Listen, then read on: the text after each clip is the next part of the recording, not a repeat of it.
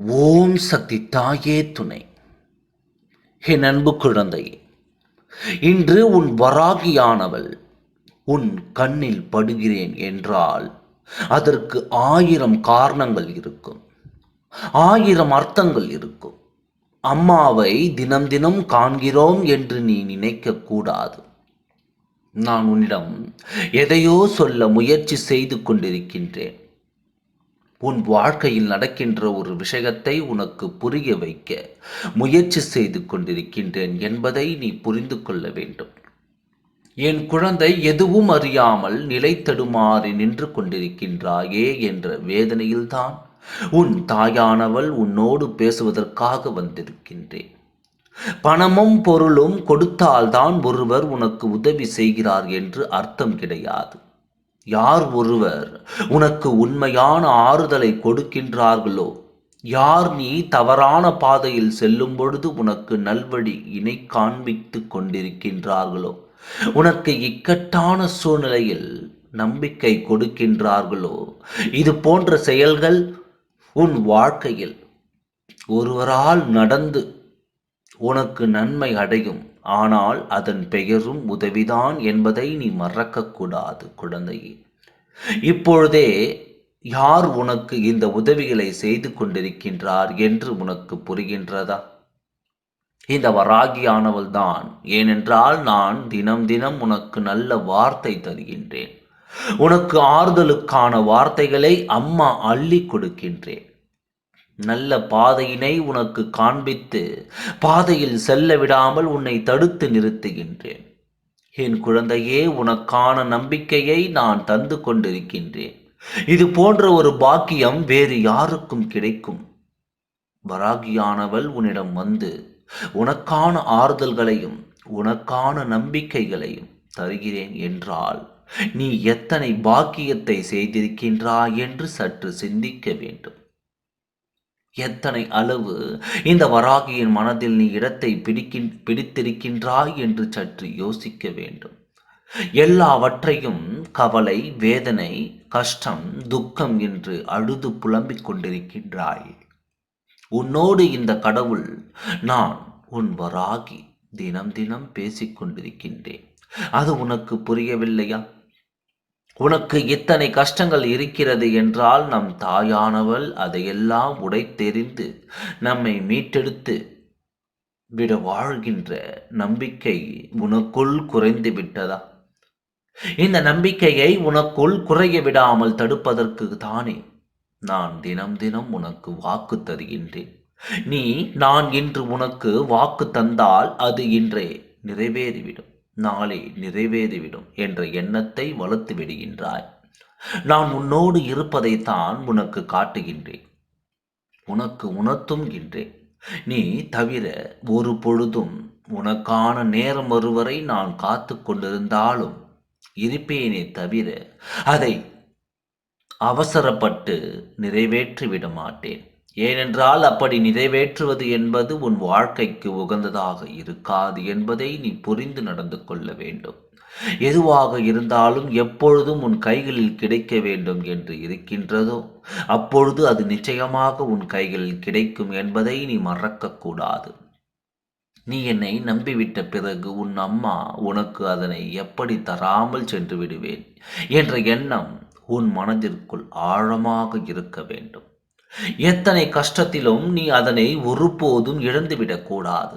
அதனை இழந்து நிற்பதனால்தான் இன்று என் குழந்தை எனக்கே சாபம் விடுகின்ற நிலைக்கு வந்துவிட்டது. என்னை உணர்ந்தவர்கள் இந்த வராகி, என்னுடைய சக்தியை உணர்ந்தவர்கள் இந்த வராகியின் பராக்கிரமம் எத்தனை சக்தி வாய்ந்தது என்பதை உணர்ந்தவர்கள் ஒருபோதும் என்னிடம் இருந்து ஒரு அடி கூட தள்ளி நிற்க விரும்ப மாட்டார்கள்.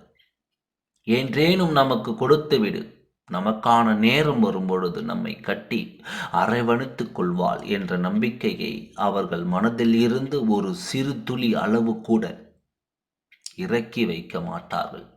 உன்னிடம் இருந்தும் இந்த வராகியானவள் அதைத்தான் எதிர்பார்க்கின்றேன். நான் உன்னோடு பேசுவது, நான் உன்னோடு இருக்கின்றேன் என்பதை உனக்கு உணர்த்துவதற்காகத்தான் உன்னுடைய வேண்டுதல்கள் எல்லாம் வலுப்பெற்று விட்டது. உன்னுடைய வேண்டுதல்கள் எல்லாம் பலித்து விட்டது என்று அம்மா சொன்னால் அது நிச்சயமாக உன் வாழ்க்கையில் நடக்கப் போகின்றது என்கின்ற அர்த்தத்தினை தான் நீ எடுத்துக்கொள்ள வேண்டுமே தவிர, நாளை விடியலில் நீ அமர்ந்து கிடைக்கவில்லை என்று வருந்திக் கொண்டிருக்க கூடாது. அதற்கான முயற்சியில் நீ இன்னும் வேகமாக இறங்க வேண்டும். வெற்றி என்பது உனக்கு உறுதியாக காத்து கொண்டிருக்கின்றது. அதனால் நீ செய்ய நினைக்கின்ற காரியத்தை தெளிவாகவும் திறம்படவும் செய்து வா. உன் வராகி உன் கையில் வெற்றியை ஒப்படைக்கின்றேன் என்கின்ற அர்த்தத்தை தான் அதில் உள்ளடக்கி உனக்கு நான் தெரிவிக்கின்றேன் என்பதை நீ புரிந்து நடந்து கொள்ள வேண்டும். நீ என்னை தவறாக நினைக்கிறாய் என்றால் அதற்கு காரணம் உன்னுடைய மனம்தான். உன்னை வீழ்த்தக்கூடிய மிகப்பெரிய ஆயுதமே உன்னுடைய மனம்தான் என்பதை நீ புரிந்து கொள்ள வேண்டும். உன்னுடைய மனது தெளிவாக இருந்தால் யாராலும் உன்னை வீழ்த்திவிட முடியாது. யாருடைய சொற்களும் உன்னை காயப்படுத்திவிட முடியாது என்பதை நீ தெளிவாக புரிந்து கொள்ள வேண்டும். எதிலும் அடிமையாகும் அளவிற்கு உன்னுடைய மனதை அதில் நீ உட்படுத்திக் கொள்ள வேண்டும்.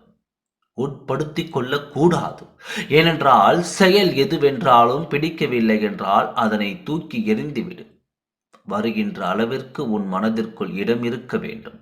நீ பிடிக்காத ஒரு காரியத்திற்காக அங்கே அடிமை போல் நின்றிருக்க வேண்டும் என்ற அவசியம் ஒருபோதும் உனக்கு இருக்கவில்லை என்பதை நீ புரிந்து நடந்து கொள்ள வேண்டும். எத்தகைய சூழ்நிலையிலும் என்ன நடந்தாலும் உன்னால் ஒருவர் கண்ணீர் சிந்துகின்ற அளவிற்கு நீ ஒருபோதும் சென்றுவிடக்கூடாது. நான் எதற்கு உன்னிடம் இப்படி சொல்கிறேன் என்றால், நீ ஒரு முறை நான் உனக்காக வேண்டியதை நிறைவேற்ற வந்து கொண்டிருக்கிறேன் என்றால், நான் அதை நிறைவேற்றுகின்ற தருவாயில் நீ ஏதாவது ஒரு பாவத்தை தெரியாமல் செய்து என்னவாகும்? நான் உன்னுடைய புண்ணிய கணக்கினை சரி செய்து உனக்கு நிறைவேற்றி தர வேண்டும் என்று வந்து கொண்டிருக்கும் பொழுது, நீ ஏதாவது ஒரு சிறிய பாவத்தை செய்யும் பொழுது அது உன்னுடைய பாவ கணக்கில் சேர்ந்து விடுகின்றது. அப்படியானால் உன் தாயானவள் நான் என்ன செய்ய முடியும்? சிறிது காலம் மீண்டும் அது உனக்கு தாமதமாக கிடைக்கும் என்பதை நீ புரிந்து கொள்ள வேண்டும். அதற்காகத்தான் இந்த வராகி உன்னை எப்பொழுதுமே எச்சரித்துக் கொண்டே இருக்கின்றேன். எந்த ஒரு சூழ்நிலையிலும் யாருக்கும் எந்த ஒரு தீங்கினையும் செய்துவிடாது. தீங்கு என்பது உடலால் காயப்படுத்துவது என்பது கிடையாது. ஒருவரை மனதளவால் கூட காயப்படுத்தினால் அதுவும் மிகப்பெரிய பாவம்தான் என்பதை நீ புரிந்து நடந்து கொள்ள வேண்டும் குழந்தையே. நீ அப்படி செய்யும் பொழுது அவர் மனம் வருந்தி என்னிடம் வந்து சொல்வார், அம்மா இவர் என்னை இப்படி காயப்படுத்தி விட்டார் என்று. ஏற்கனவே உன்னுடைய வேண்டுதல் அங்கே நிறைவேற்றுவதற்குரிய தருவாயில் நின்று கொண்டிருக்கும். அப்பொழுது இது உனக்கு மிகப்பெரிய பிரச்சனைகளை ஏற்படுத்தும் என்பதை நீ மறந்து விடாதே. யாருக்கும் எந்த தீங்கினையும் ஒருபோதும் செய்துவிடக்கூடாது. சிறு உயிருக்கு கூட நீ எந்த ஒரு தீங்கினையும் விளைவித்து விடக்கூடாது என்பதில் தெளிவாக இருக்க வேண்டும் குழந்தையே. உன்னை துன்புறுத்துகின்றது என்றால் அதை நீ காயப்படுத்துவதில் தவறு கிடையாது. ஆனால் உன்னை துன்புறுத்தாமல் அது செல்லும் பொழுது ஒருபோதும் அதை நிர்மாணமாக்க கூடாது என்பதை நான் உன்னிடம் முன்கூட்டியே சொல்லிக் கொள்கின்றேன். என் குழந்தையே, என்னை தவிர நான் யாரையும் வணங்கக்கூடாது என்று ஒரு பொழுதும் உன்னிடம் சொன்னது கிடையாது. நீ யாரை வணங்கினாலும் அதில் உன் வராகி நான் இருப்பேன் என்று தான் உன்னிடம் சொல்கின்றேன். அதனால் எப்பொழுதுமே மனதிற்குள் மிகப்பெரிய தைரியத்தை வைத்துக்கொண்டு, பக்குவத்தை வைத்துக்கொண்டு, நீதான் தரவில்லை, நீ நான் தரவில்லை என்றவுடன் வேறு எங்காவது சென்று முறையிடுவது இது போன்ற காரியங்களை செய்வாயானால் நிச்சயமாக அங்கேயும் உன் வராகி நான் தான் இருக்கின்றேன் என்பதை நீ மறந்துவிடாதே. உன்னுடைய காரியங்கள் நிறைவேற வேண்டுமானால் அதற்கு இந்த வராகியானவள் தான் நான் மனது வைக்க வேண்டும் என்பதை நீ புரிந்து நடந்து கொள்ள வேண்டும். இப்பொழுது நீங்கள் என்னை பயமுறுத்துகிறீர்கள். நீங்கள் தரவில்லை என்றால் நான் வேறு யாரிடம் சென்று கேட்டாலும் நீங்கள் தர மாட்டேன் என்று சொல்கின்றீர்களே என்று ஏன் அப்படி சொல்கின்றீர்கள்? என் குழந்தையே, எல்லோருமே ஒருவர் தான். கடவுள் என்றால் ஒன்று தான் என்பதை நீ புரிந்து கொள்ள வேண்டும். வேறு உருவத்தில் இருக்கின்றோமே தவிர எல்லோருடைய எண்ணங்களும் ஒன்று தான். உனக்கு செய்ய நினைக்கும் பொழுது எல்லோரும் ஒன்று சேர்ந்தால் செய்வார்கள் என்பதை நீ புரிந்து நடந்து கொள்ள வேண்டும். கடவுளிடம் நீ ஒரு பொழுதும் வேறுபாடுகளை பார்க்கக்கூடாது.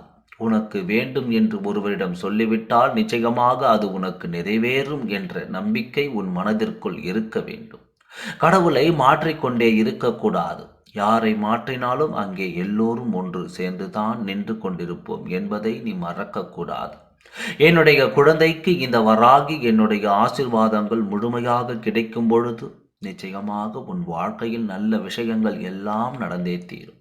யார் உனக்கு உதவிக்கு வராவிட்டாலும் இந்த வராகியானவள் உனக்கு முன் வந்து உதவி செய்வேன் என்பதை நீ மறந்து விடாதே. இந்த வராகி அம்மாவனுடைய ஆசீர்வாதம் உனக்கு எப்பொழுதுமே இருக்கும். நல்லதே நினைக்கும் உனக்கு நல்லது மட்டுமே நடத்தி தருகின்றேன். ஓம் சக்தி தாயே துணை. நன்றி. வணக்கம்.